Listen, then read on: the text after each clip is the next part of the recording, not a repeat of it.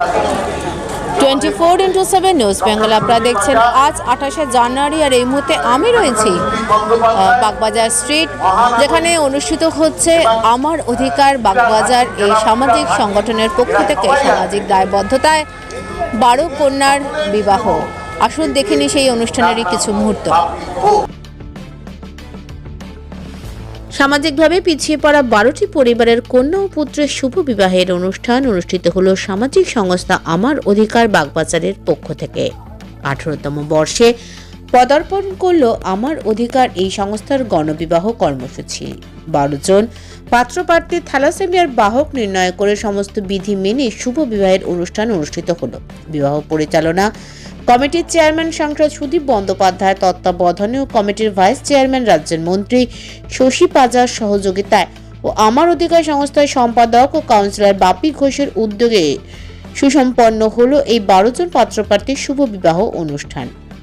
এর সাথে নবদম্পতিদের সাংসারিক জীবনের প্রয়োজনীয় সামগ্রী উপহার স্বরূপ প্রদান করা হয়। এদিন নবদম্পতিকে আশীর্বাদ করতে বিশিষ্ট ব্যক্তিত্বদের মধ্যে উপস্থিত ছিলেন সাংসদ সুদীপ বন্দ্যোপাধ্যায়, সাংসদ মালা রায়, রাজ্যের মন্ত্রী ও কলকাতার মেয়র ফিরহাদ হাকিম, মন্ত্রী শশী পাজা, প্রাক্তন সাংসদ কুণাল ঘোষ, বিধায়ক দেবাশিস কুমার, বিধায়ক অতীন ঘোষ, প্রাক্তন বিধায়ক সঞ্জয় বক্সি, সিআইসি অঞ্জন পাল সহ অন্যান্য নেতৃত্ববৃন্দরা। অনুষ্ঠানে উপস্থিত সকলেই সংস্থার এই উদ্যোগকে সাধুবাদ জানায়। বাপি ঘোষ 7 নম্বর ওয়ার্ডের কাউন্সিলর 12 কন্যার বিবাহের এখানে আয়োজন করেছে।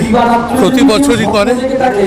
অত্যন্ত গঠনমূলক কাজ, সামাজিক কাজ বলতে সবচাইতে ভালো কাজ যদি কিছু হয় এটা তার মধ্যে অন্যতম। আমার আজকে দিল্লিতে লোকসভার অধিবেশন শুরু হয়েছে, আমি তাতে যোগদান না করে বাপির এই প্রোগ্রামে যোগ দিতে এসেছি। কালকে দিল্লি যাব। দিল্লিতেও বাজেট অধিবেশন শুরু হচ্ছে। 1 তারিখে বাজেট, মুখ্যমন্ত্রী নির্বাচন কমিশনারের সঙ্গে সাক্ষাৎ করবেন। অনেক দায়িত্ব।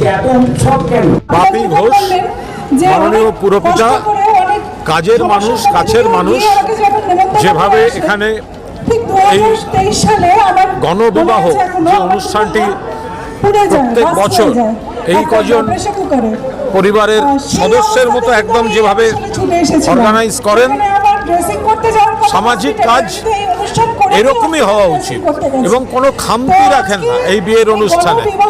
বাপি ঘোষকে ধন্যবাদ জানাই এই সামাজিক উদ্যোগ গ্রহণ করার জন্য, এবং এই যে ব্যবস্থাপনা, এটা যে কোনো দম্পতির পক্ষে অত্যন্ত আদর্শ ব্যবস্থাপনা, আনন্দমূলক একটা ব্যবস্থা। তারা কেউ হীনমন্যতায় ভোগেন না, এবং এই তাদের সম্মান যে দেওয়া হচ্ছে এটাই এই উৎসবে সবথেকে বড়। 18 বছর ধরে আমার অধিকার বাগবাজারে আমার অধিকার এই কর্মসূচি পালন করে আসছে।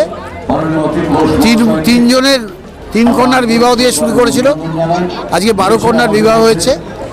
এটা একটা সোশ্যাল মেসেজ, সামাজিক মেসেজ, মানুষের পাশে দাঁড়িয়ে মানুষের পাশে দাঁড়ানো। এবং আমাদের সমাজে একসময় কন্যা দায় বলে একটা কথা ছিল, যদিও আমাদের রাজ্যে 2011 মামাটি মানুষের সরকার আসার পর মহিলারা আজকে সমাজের বোঝা নয়, মহিলারা আজকে সমাজের সম্পদ। শিক্ষা, সংস্কৃতি, অর্থনৈতিক স্বাবলম্বিতার মধ্যে দিয়ে মেয়েরা আজকে অনেক এগিয়ে আছে, এবং বাড়ির বাবা বোনেরাও আজকে লক্ষ্মীর ভাণ্ডারে স্বাবলম্বী হয়ে গেছে।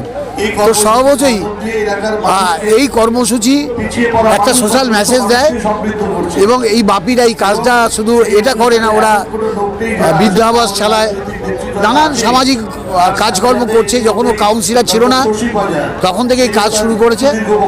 ও এবং আমার অধিকারের সকল সদস্যদের এই সামাজিক দায়বদ্ধতার জন্য অভিনন্দন জানাই।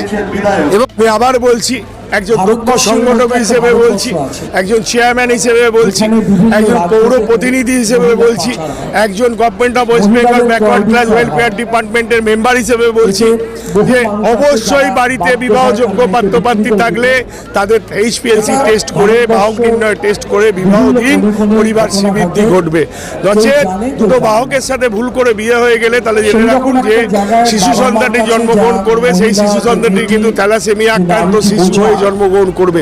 আর তার ফ্যামিলিকে প্রতিনিয়ত একটাই কাজ, মানিকতলা ব্লাড ব্যাংকে বালতি হাতে বরফ নিয়ে ঘন্টার পর ঘন্টা দাঁড়িয়ে থাকতাম।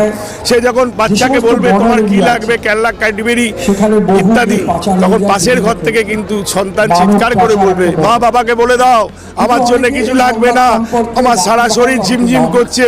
ওই যে ধীমান কাকু, বাপি কাকু, বাবু কাকু, এদের যে রক্তদান উৎসব হয়েছিল, ওখান থেকে ব্লাড ব্যাংক থেকে কার্ড, ওখান থেকে ব্লাডের কার্ড নিয়ে মানিকতলা ব্লাড ব্যাংক থেকে আমায় রক্ত এনে দাও। ছোট্ট সন্তান বাবা মায়ের কাছে খেলনা চাইবে না, মিষ্টি চাইবে না, ক্যাডবেরি চাইবে না, ফল চাইবে না, দুহাত তুলে চিৎকার করে রক্ত রক্ত করে চিৎকার করবে, রক্ত এনে দাও, আমি বাঁচতে চাই। ভালো লাগবে তো? শুনতে পারবেন না। দীর্ঘ 25 বছরের অভিজ্ঞতা শেয়ার করলাম আপনাদের মারফত। যদি যে পরিবারে বিবাহযোগ্য পাত্রপাত্রী থাকবে, তাহলে কিন্তু সেই পরিবারে অন্তত বাহকে বাহকে বিবাহ যেন না হয়। এই